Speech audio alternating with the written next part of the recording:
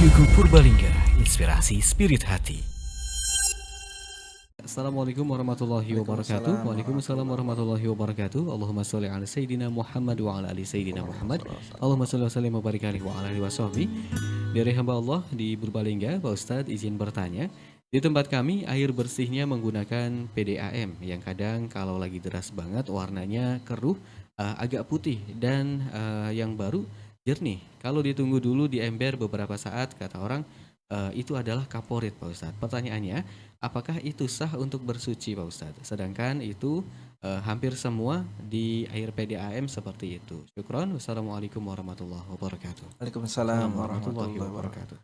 Hukum air berubah atau air bercampur kan kemarin ya suci tapi tidak mensucikan, tapi dengan syarat-syarat kan kemarin yaitu bercampur ya kan. Bercampur. Jadi ada namanya air bercampur, ada namanya mujawir ya. Kaedahnya air bercampur itu tidak bisa dipisahkan antara air dengan benda tersebut. Air sama teh bercampur tidak bisa dipisahkan. Ini tehnya, ini airnya nggak bisa dipisahkan. Lah ini berarti airnya bercampur ya. Tapi kalau masih bisa dipisahkan, berarti ini mujawir. Bahasa fikihnya namanya mujawir ya, berdampingan. Seperti air dengan minyak. Air dengan minyak nggak bisa menyatu ya. Air di bawah, minyak di atas atau kebalik ini ya, betul ya. Air dengan kayu manis. Lah ini nggak masalah meskipun airnya menjadi baunya kayu manis dan sebagainya ya. Maka ini nggak bermasalah ya, tetap suci mensucikan, bisa dipakai untuk berwudu dan menghilangkan najis ya, untuk mandi besar karena airnya tidak bercampur ya, bisa dipisahkan antara kayu manisnya bisa diambil ya, antara kayu manis dengan air bisa dipisahkan. Jadi syaratnya tadi bercampur ya. Yang kedua bercampur dengan sesuatu yang suci. Kalau airnya bercampur dengan sesuatu yang najis berarti hukumnya menjadi mutanajis ya.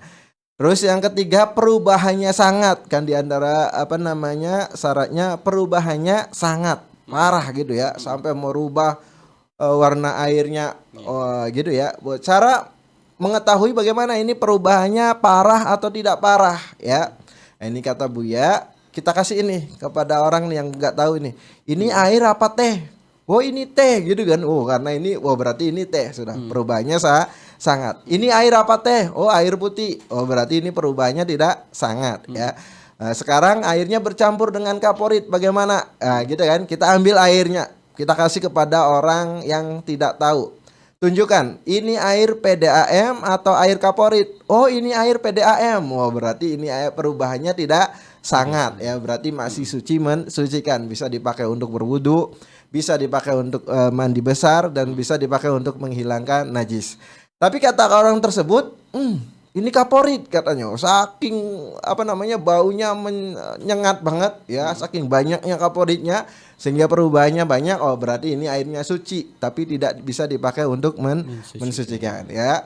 Jadi perubahannya tadi dilihat parah atau tidak parah. Kalau parah ya berarti sudah suci tapi tidak mensucikan. Tapi kalau perubahannya tidak parah berarti masih suci mensucikan. Itu menurut mazhab kita Imam Syafi'i. Ada mazhab lain menurut Imam Ahmad dan Imam Abu Hanifah, bahasanya ya air berubah dengan sesuatu yang suci tidak bermasalah. Akhirnya artinya masih bisa dipakai untuk bersuci ya, untuk menghilangkan hadas ataupun mengangkat hadas atau menghilangkan najis. Wallahu a'lam bishawab.